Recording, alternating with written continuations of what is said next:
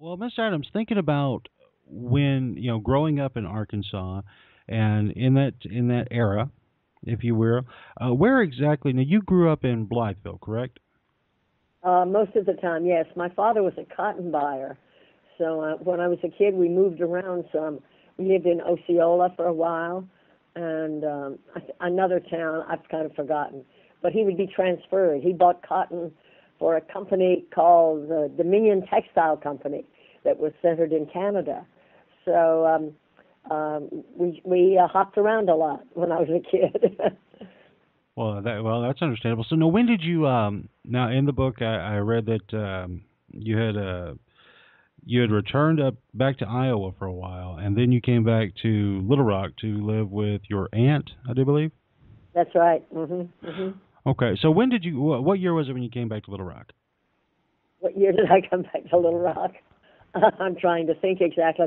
Um, I was in high school. I don't remember exactly. When it came to like the Miss Little Rock pageant, because I'm it's so funny, those things, they've kind of faded away a little bit in the public consciousness, but that was a big deal back then. It really was, because that was in the heyday of people really appreciating um, parades and the county fairs and things like that, when everything was still such a wonderful big deal, where all the folks would drive up from the country to be in the big city to do these things. And there you were, standing on top of the world, and who knew that you were fixing to stand up even higher in just a few years. Uh, and that's fantastic. Thinking about growing up in Arkansas and looking back, what are some of your fondest memories of the natural state? I loved the beauty of Arkansas. I really did. Of course, where I lived in Blytheville, it was mostly kind of flat, but it was we were close to the Mississippi River, and we would go out there, and I don't know that I did much with the river except wade around in the right in the shallows, but it was beautiful, and there were so many there was so much woods and lovely open spaces in Arkansas. That's what I really remember the most. Hmm. Okay. Now, thinking about, when you go from those lovely woods and then getting ready to go to the big bright lights of Hollywood. Now, and I love how in your book, one of the things that really stood out to me right off the bat is the writing style that you guys used, that was just so elegant in describing these wonderful backwoods. You made them feel so um, glamorous isn't the word I'm looking for, but more just very glistening. There you go. You just give it such a nice glisten to those memories, and I really appreciate that in a lot of ways. But now, thinking about getting the bug to make it to the big time, and to chase that dream in an era where that was literally every little girl's and little boy's dream, to make it on the silver screen. Tell us a little bit about that journey. To say, okay, here I go. Well, it was in an odd way, really, because um, I called her Aunt Ruth later when I got to know her better. She was really my father's first wife, who had always loved him, and she came back on a visit to Arkansas, and somehow she got in touch with me, and she ran. She had a couple of bathing suit shops on the Strand in Long Beach, California, and she lives in California. And she talked with me, and she said she knew I was interested in acting, and she said, "Well, if you ever want to have a try at California, you can come and stay with me. Uh, so, and I'll help you out." So that's kind of how it happened. So I called her, and I did indeed. I think she lent me the money for my plane fare, which I paid back later, of course. And so I flew out, and I stayed with her in Long Beach. And because she outfitted girls for bathing beauty contests out of her shop, she knew some talent agents. So she got me in to see a talent agent or two in Los Angeles. And they said, they were very nice to me, and they said, well, of course, first you have to lose your Southern accent. And I said, what accent? and they said, you should go to a coach. And I said, what coach? And they told me the name of Florence Enright. And so I started going to her. I was working 3 days a week as a secretary, so I could only go once a week. But then I worked very hard on what she gave me. And she really got me ready to work. You make it seem so easy, but I know there was a struggle in there. There's no doubt about that. That's right. Easy it wasn't, but it was what I wanted to do. And when you really want to do something, you go for it. That's all. And thinking about that though, at the time, what you had done. And I don't know how much you think about this aspect of your contribution to society. Really, I mean that. That's very, very serious when I say this. You were doing something that the women folk wasn't supposed to do, because you really stood up and said, no, watch this, and you did it. And what's that like? You're a role model in that regard. Have you thought about that aspect of your career? Well, not exactly. I don't think I'm alone. I think many young women and young men, think about what they want to do and go for it. I think even if I hadn't succeeded, I would always have been glad that I tried. Do you know what I'm saying? Mm-hmm. That I made a go for it. Mm-hmm.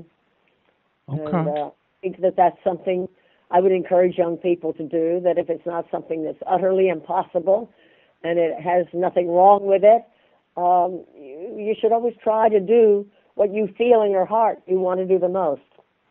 Now, thinking about when it comes to like advice for aspiring actresses and actors out there, now from that outside standpoint that I'm coming from, and reflecting back on your career, which has ran, we're looking at what, 6 decades, 7 decades. You have been there. You have watched everything evolve from the golden age of the studio system to where it is today. What kind of insight could you give to those aspiring actors and actresses? You have to keep learning. You should. My greatest thing was to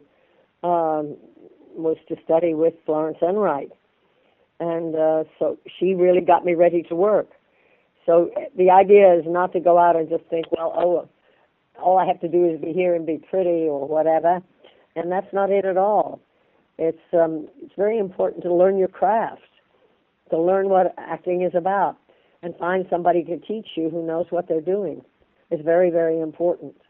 And then, as I said, I had to work on my voice. I don't sound so good today. I had a slight cold, but I had that, and I learned. With Florence Enright, I was so fortunate because she really taught me so much, right up in her little room there, in her house. So, and then I did some plays in town that where I earned almost nothing. Of course, it didn't matter. So I got some experience doing a play or two here and there. So that was great for me. Mm-hmm. And that's the thing that I really like to try to stress to the young folks today, because so I've seen a wee bit of a change in the mentality in the younger generations in the past 20 years that I never really expected, to where they've kind of moved away from the understanding of the work aspect of what you really have to put into things. And I love how you point that out. Is you got to go do it. You got to put in the effort, and that's such solid and sound advice. Another thing, I'm thinking about like your performances, because now I recall in the book that you had performed a couple times at the was it Robinson Center there in Little Rock? Yes, I did. Actually, they were really. I'm trying to recall.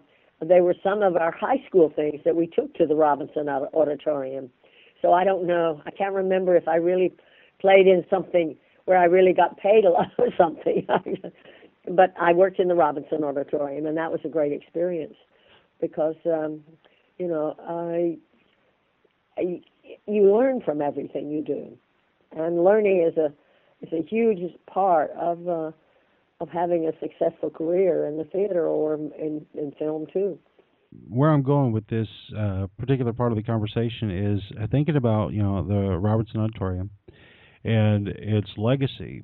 I to get you to talk more about this is I think will be a great aspect in reconnecting with Arkansas folks now, because it's such, even back then, to play Robinson, even if it was high school, that was a really big deal because it was a premier location, period, and very unique to its time. And so, what's some of your fondest memories of taking the stage at Robinson? I loved it because I was working, and it was theater, and the people were there, and everybody was so appreciative in Arkansas. They enjoyed the theater, and they showed up and clapped, and it was thrilling, and I really loved every minute of it, and I love Arkansas, and I love the people in it. I think they're really very special and very real. Let me put it that way. Fair enough. Now, kind of moving into the Hollywood years, you became a contract player there at Universal. Again, no easy feat, no doubt about it. And you have such an incredible resume. Just looking at the Internet Movie Database site and looking at they've got 144 titles listed where you either starred or guested in between film and television, and that's amazing. I mean, that really is for a career, and I'm sure they're missing some. I'd almost bet, because just considering how much of a working actress you really were. I mean, yeah, I'm sure there's lulls and such, but to be so consistent for so long, that's just so admirable, especially in the entertainment industry where you really never know when the next gig's coming. I was very fortunate. I was very fortunate indeed. So I was lucky at first to get the roles in a quickie western or two, and then I got to do a bunch of quickie westerns. And then the contract at Universal, Sophie Rosenstein helped me so much because I'd read for her, and she liked me, and she was sure that I got a screen test, and that led to the contract. And then the studio system at that time was was a great place for me because they had people on the lot. I could go to classes, I could go to dance classes, I could go to speech classes, I could there were groups of actors, we did scenes together with a teacher, and so it was a real learning experience and a great feeling of being to be a part of the studio. Oh, and it's amazing to think, and it's so funny because in everyday life, we all have our jobs. And your job, which inside of that job, we can all find ourselves getting a little desensitized to the magic of what we do, because whether you're the Hollywood starlet or the guy who's digging the ditch, inside of that there's something very special about that ability to do what you do. You have been a part of literally some of the greatest films that have ever been made. You have worked with the legends, you yourself being one, but of course, working with Glenn Ford and Rock Hudson, Elvis Presley, and John Wayne, James Stewart. Yeah, and James Stewart. Wow. I mean, like I say, people can become desensitized to their job, just because, well, I'm there, it's, forest for the trees, whatever. But what's that like, though? I mean, you have such a unique perspective, and that's one of the things I really appreciate about the book, because you're so down to earth with that it's like, what is that really like to be that person who's been there? Well, it was a wonderful journey. Let me put it that way. I was extremely fortunate, and it was a learning experience all the time because the more, I mean, you work with somebody like James Stewart, and or Arthur Kennedy, and I remember watching James Stewart. Once I was in the back of a covered wagon, and we were doing a quiet scene at twilight. We were up in Oregon on doing Bend of the River. And we had this little quiet scene, and we did a two-shot, and then they turned to do his close-up. And I was acting with him in the close-up, but I was watching him, and I thought, how does he do that? He's not, quote, doing anything, and yet everything is there. And I thought, that's what I want, Right. And that wonderful screen actor. So I was so fortunate I got to work with so many wonderful people, and I learned from. And to have such an incredible circle of learning from. I mean, that's just amazing. It's Yes, like I it is. say, it's so. I mean, I am so humbled by your accomplishments. It's I'm trying not to go into like total fanboy mode on you because I want to give you more respect than that. But I mean, I am just so appreciative of what you have created and been a part of that. If not for what you have done, and not just the folks you worked with, but what you personally have done, you have allowed for guys like me, and then the other generations and generations that have been watching for all these years, to be inspired to continue to play in this wonderful theater of imagination and fun and hold on to all that, and the entertainment aspect. It's just fascinating to me, and like I said, I can't appreciate that enough.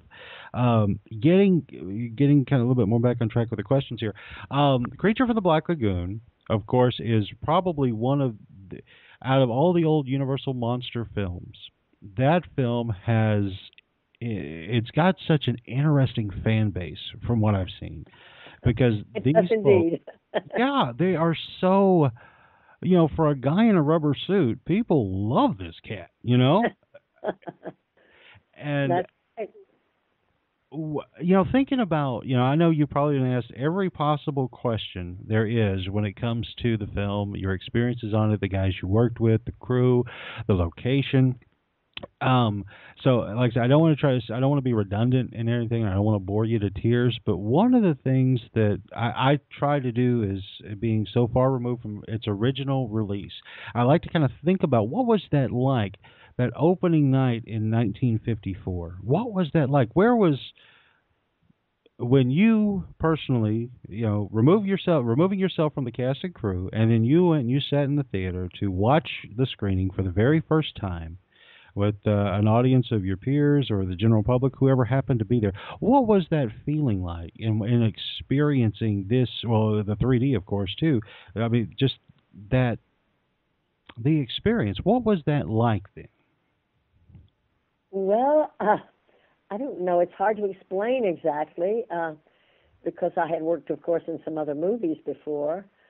But I was just pleased that it was a good picture. It's hard to, it's such a simple explanation, but that it was good and that people, it was an audience and they all seemed to love it. So that's what we do in the entertainment business. We try to do something that people will enjoy. And I thought, wow, this is something. Yeah, hey, this is terrific. So I enjoyed it very much, and I've continued to enjoy it over the years when they call me down, when they're running the movie or something, to come and be a guest, and I always am delighted to do so and answer questions and so on.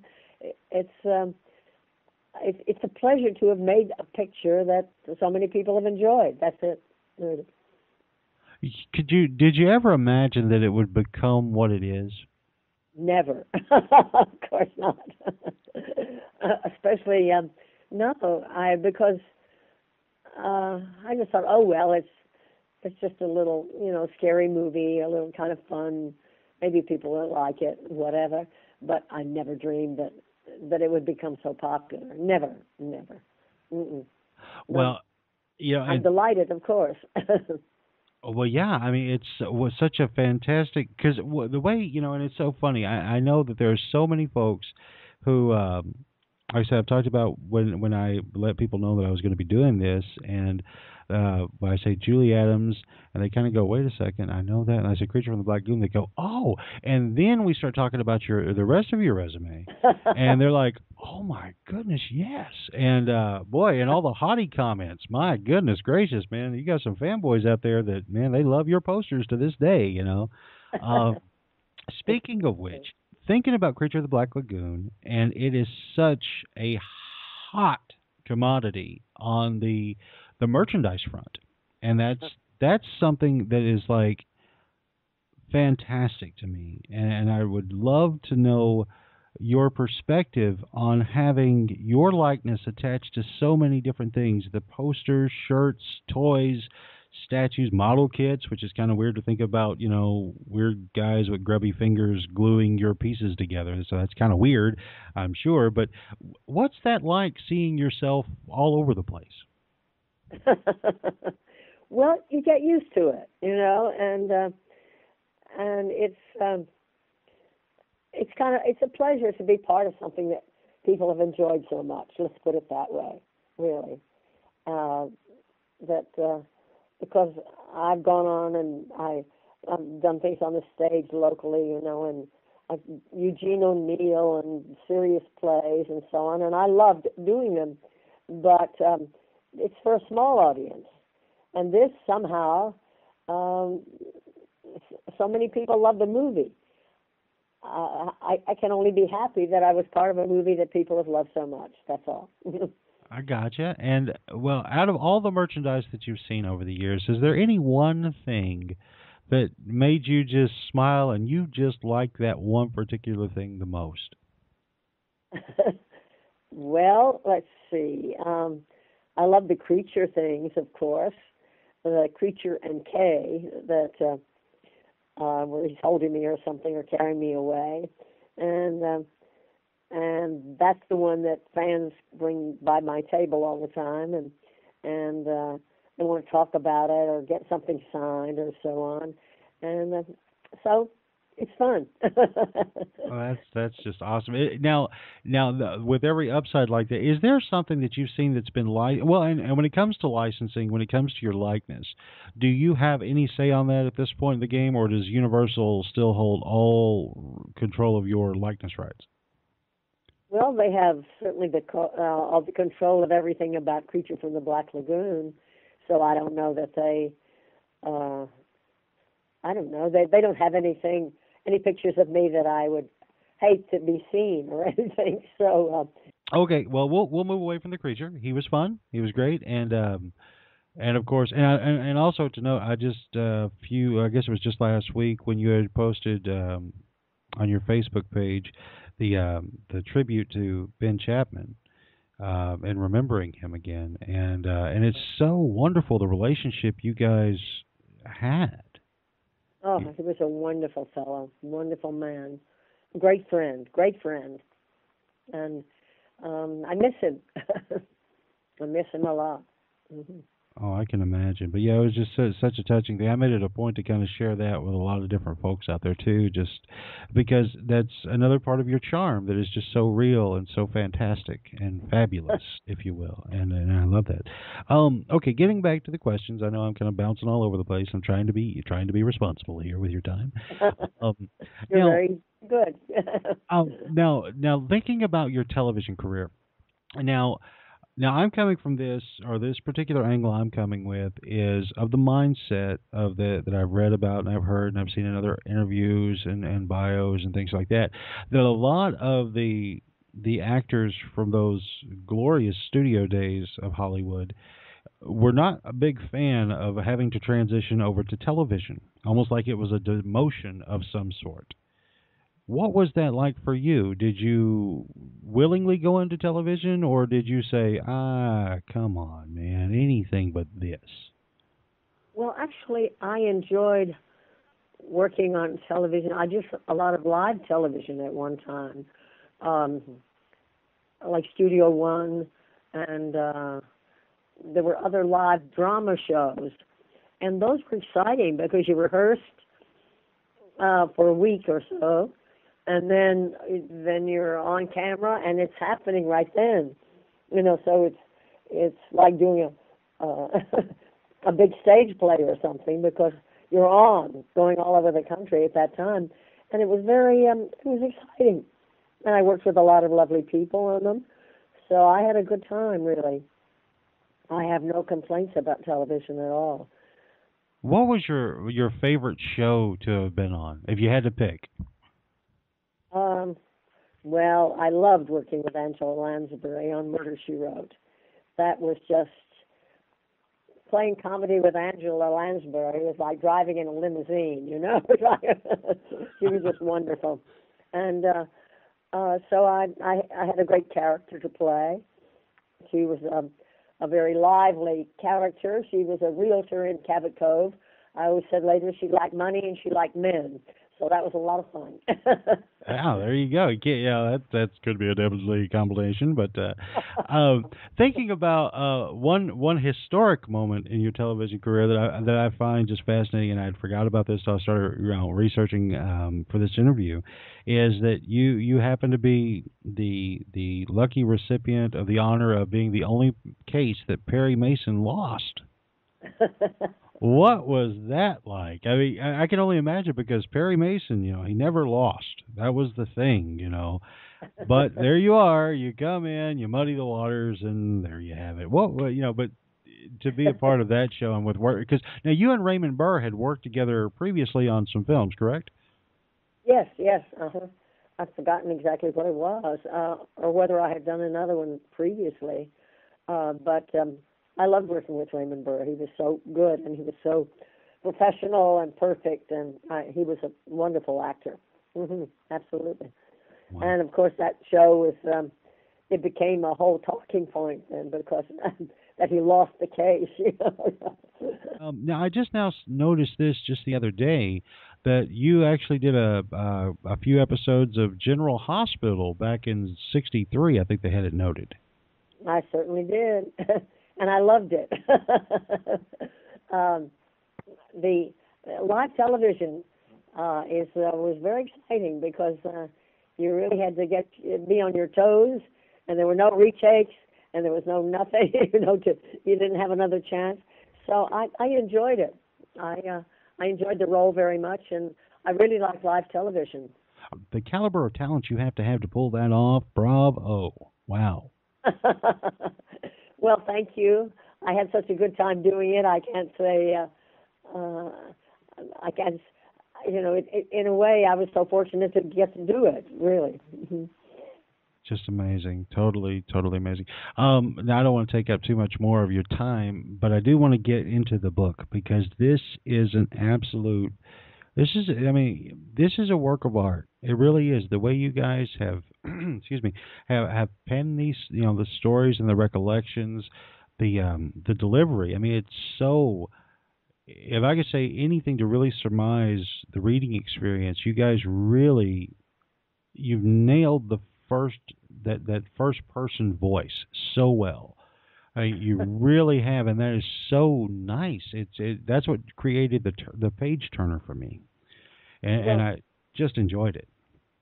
Well, thank you. Mitch is right here by me, and he's hearing these lovely words about our book. I think what was fascinating about the book was, I go to a lot of movie conventions with Mom as kind of her sidekick of sorts, who helps manage the line and chat up the fans and things while she's signing things. And we really just try to cull the stories that they love. Literally, we've met thousands of fans over the years. And, what's their favorite Jimmy Stewart story? What's their favorite Elvis Presley story? What's their favorite creature behind-the-scenes moment? Oh, they love the fire on the set in the Big Valley, or whatever it is. And I thought, how can we sort of weave this into a fascinating narrative, that flows and has threads and is anecdotal and fun and really lets the reader experience what it was like to make it in the movies and be on a hit TV show, or, chase your dream, which I thought was probably, obviously if she hadn't, taken that leap, and gone to Hollywood, certainly. You would be picking cotton over in Osceola. Yeah, I mean, what I also thought was fascinating about it was we always thought of it a little bit. Looking back on it, I thought of the book a little bit like, Charlie and the Chocolate Factory, where all these little girls want to get the golden ticket, but she gets to go backstage. She gets that ticket out of all those candy bars because she wanted to be in that theater up on the big screen with those exciting people and found a way to do it somehow. And out of all those people that dreamed of it, somehow she got the golden ticket and got to, rub shoulders with the giants of cinema. So it's, I think that's to me, what we tried to capture was the excitement of that and the fun of that. And you nailed it.